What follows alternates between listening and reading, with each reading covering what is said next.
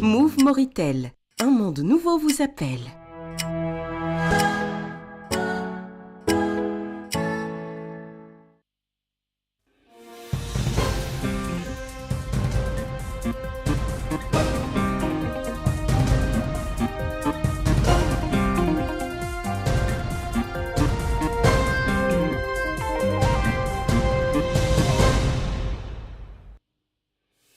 Le Premier ministre sénégalais Ousmane Sonko entame une visite d'amitié et de travail de 3 jours dans notre pays.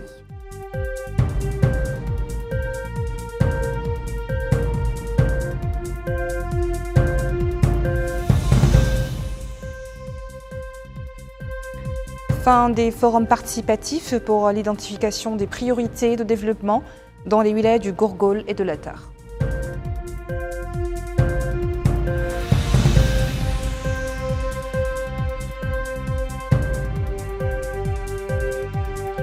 Réhabilitation de plus d'une centaine de kilomètres de routes protégées afin de préserver la réserve pastorale Bogué et Bababé des feux de brousse.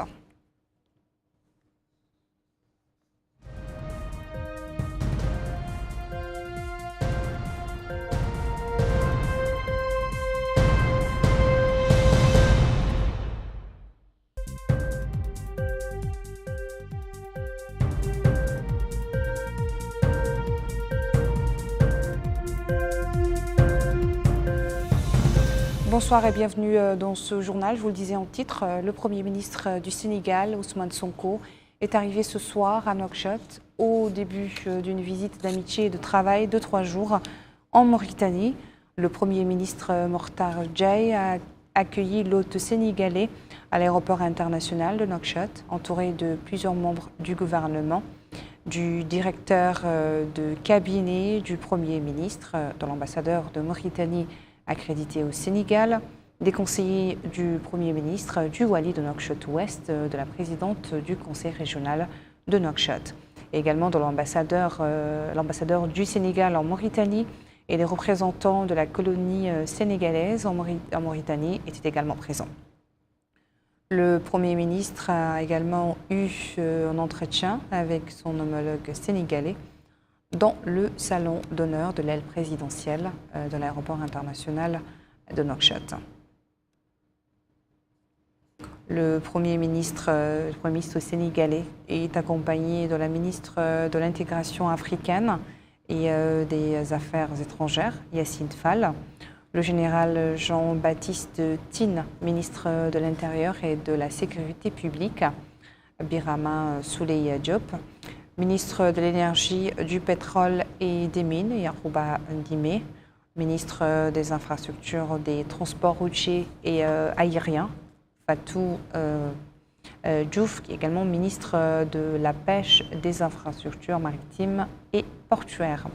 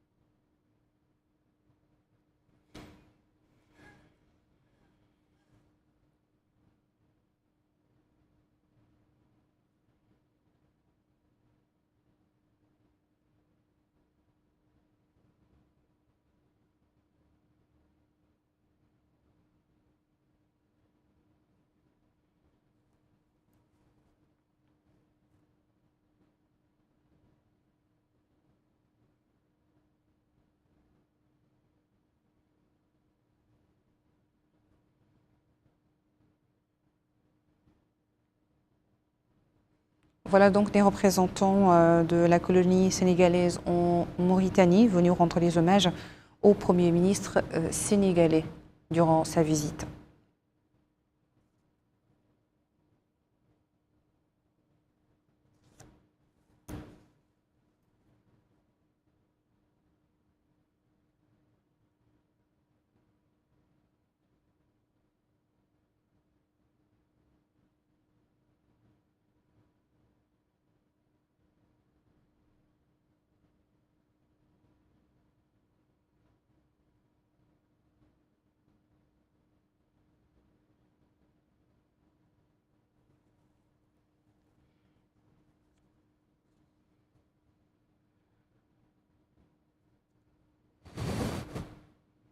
Les deux ministres et les délégations les accompagnant ont eu un entretien au salon d'honneur de l'aile présidentielle de l'aéroport international de Nouakchott-Toumtounsi.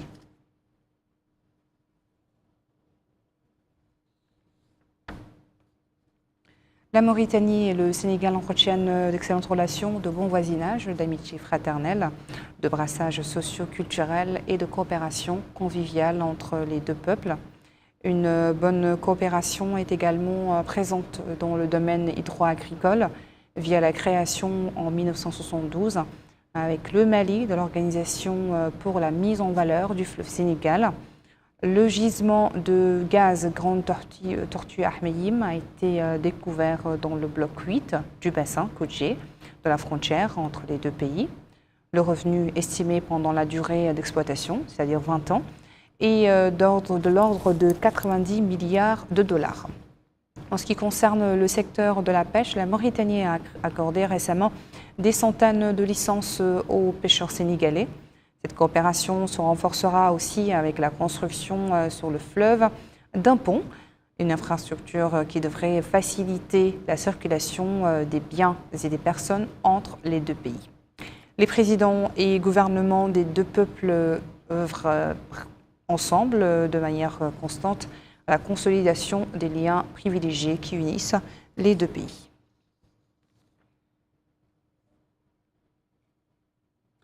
Je vous le disais également en titre, les ateliers du Forum régional sur la planification participative du développement de la wilaya du Gourgoul se sont achevés hier soir dans la ville de Kahidi. Ces forums ont abouti à des propositions écrites soumises par toutes les de la wilaya. Abdullah Damaba. Les consultations entre la mission ministérielle et les élus locaux de la wilaya du Gourgoul ont pris fin au cours des 3 jours qu'ont duré ces ateliers régionaux sur la planification participative du développement. Le délégué général à la solidarité nationale et à la lutte contre l'exclusion, Cheikhoul Bodde, a tenu des réunions en compagnie des acteurs politiques, des élus locaux, des représentants, des structures décentralisées de l'État et acteurs de la société civile. Les participants ont évoqué les différents défis auxquels fait face ces régions ainsi que les voies et moyens pour les surmonter. Ils ont ainsi fait état de la nécessité d'investir davantage dans les secteurs de l'élevage et de l'agriculture et créer des conditions sine qua non pour la création d'emplois pour les jeunes. Cheikhoul Bodde, délégué général à la solidarité nationale et à la lutte contre l'exclusion, a salué les échanges qui ont eu lieu. Il a dans ce cadre mis en avant les discussions se rapportant au secteur de l'éducation ainsi que les échanges avec les partis politiques sur la question de l'école républicaine. Il a enfin précisé avoir pris bonne note des différentes interventions qui vont figurer sur le rapport qui va être élaboré. À Attar se sont également clôturés les travaux des forums régionaux de planification du développement au niveau de l'Adrar. Le diagnostic préliminaire montre que l'eau est la première priorité dans ces deux types, l'eau potable et l'eau d'irrigation. Et le développement du tourisme sont en tête de priorités de développement pour les populations de la wilaya. Baba Karnam nous en dit plus. Suivant le calendrier préétabli, les travaux des forums régionaux de planification du développement au niveau de la wilaya de l'Adrar ont pris fin. Les 4 Mukataha de la wilaya ont donné leurs propositions. Le premier jour était consacré aux discussions avec les représentants des Mukataha d'Adrar et d'Aoujef. Le deuxième jour était quant à lui consacré aux Mukata de Wadan et Shingiti. Les différents participants se sont accordés sur la nécessité de prendre en considération et d'appliquer les recommandations qui ont été soumises. Différents aspects ont été soulevés, dont notamment l'eau potable, la santé, l'éducation, l'agriculture et le tourisme. Ils ont loué cette nouvelle approche des autorités publiques qui vise à se concerter avec les citoyens, particulièrement les différentes wilayas. Au cours de ces journées, les représentants de la société civile, des jeunes et des femmes ont saisi l'occasion pour faire des propositions après avoir fait l'état des lieux de la situation. Les habitants de la wilaya de l'Adrar fondent de grands espoirs sur la suite qui sera donnée à ces forums. Dans le cadre de la campagne de lutte contre les feux de brousse qui ravagent les pâturages, les autorités publiques ont engagé une politique visant à les limiter par la construction de pare-feux. Bogué et Bababé ont à ce titre bénéficié de la réhabilitation de plus d'une centaine de kilomètres de lignes de protection incendie dans les zones à pastoralisme dense. Cette région du pays attire généralement un cheptel important, ce qui nécessite sa préservation. Abdullah Damaba.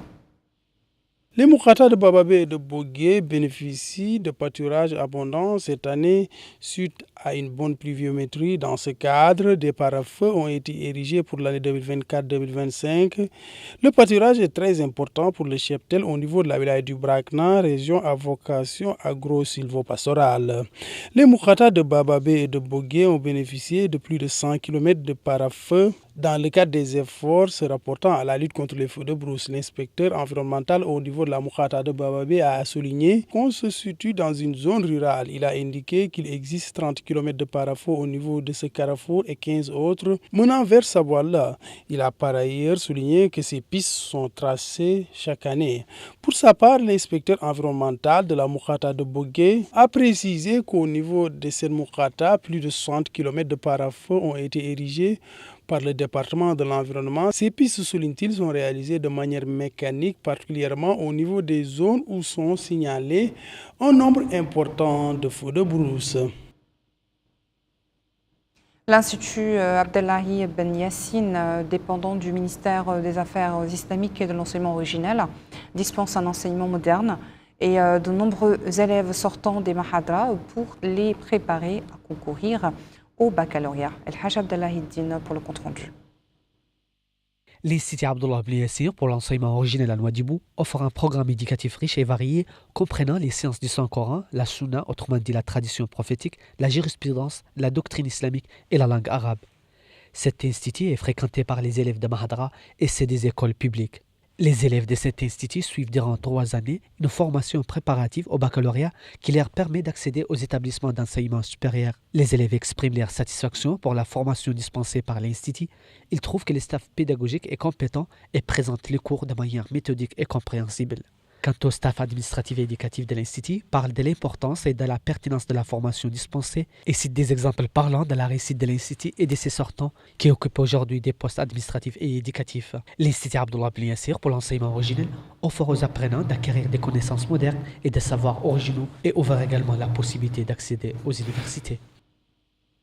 La Fédération de l'énergie et des mines, qui relève de la Confédération mauritanienne des travailleurs, a lancé son premier congrès dans la capitale économique en présence de plusieurs syndicats de l'énergie et des mines. À cette occasion, le secrétaire général de la Confédération, Mohamed Yarg, a souligné que sa centrale syndicale accompagne les travailleurs avec une approche basée sur un partenariat constructif entre l'employeur et l'employé dans un climat de confiance mutuelle. De son côté, Abdallah Rarbi, chargé de mission dans la commune de Nouadhibou, a également évoqué l'importance du travail syndical organisé pour élever le niveau des travailleurs nationaux. Dans ce contexte, les participants ont déclaré que de nombreux problèmes avaient été résolus et qu'un certain nombre de gains avaient été obtenus grâce au travail de la Confédération.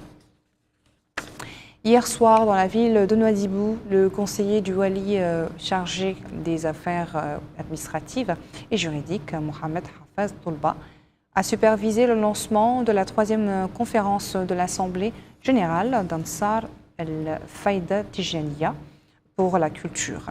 Les participants à la conférence ont appelé à la nécessité de rejeter les discours de haine, le fanatisme et l'extrémisme, appelant ainsi à une atmosphère de fraternité et de cohésion sociale, rappelant également les valeurs de la véritable religion islamique basée sur la fraternité et la tolérance.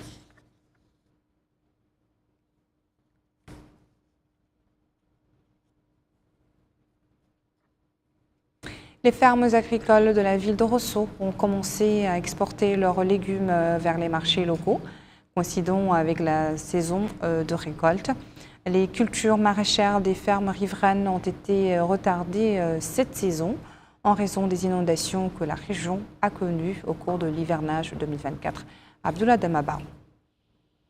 Le marché de la ville de Rosso est déjà approvisionné en légumes au moment où débute la saison des récoltes. Les consommateurs apprécient la disponibilité de ces légumes qui occupent une place prépondérante dans les différentes mains des populations. Ils ont indiqué qu'ils ont déjà de la tomate, de l'aubergine, de l'oignon, du poivron, entre autres. Ils appellent les habitants à consommer local et s'approprier ces légumes qui sont produits sur place au détriment des légumes importés de l'étranger.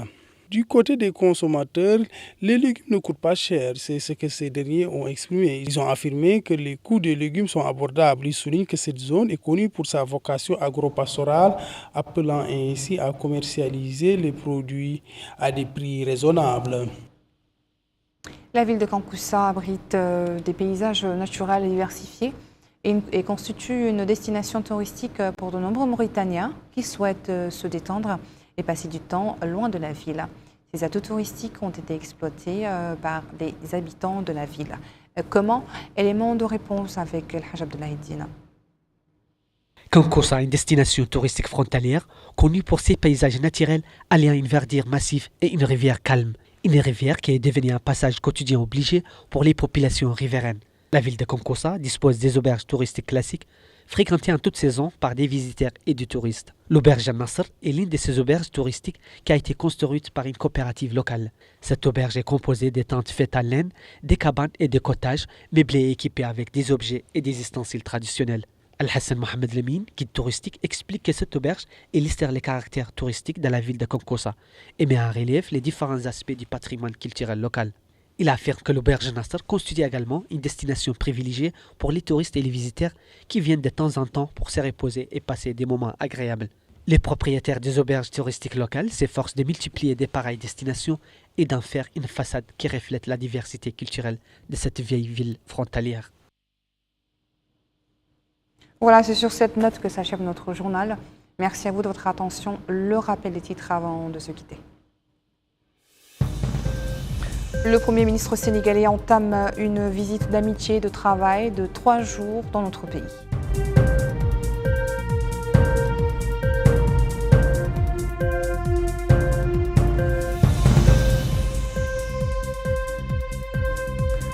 Fin des forums participatifs pour l'édification des priorités de développement dans les wilayas du Gourgoul et de l'Adrar.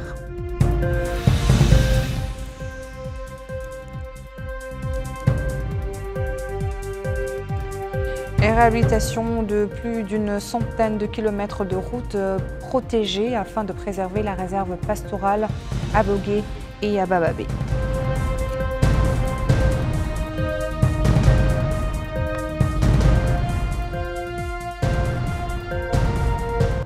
Merci et restez avec nous, le programme continue sur El Mauritania. Bonne soirée.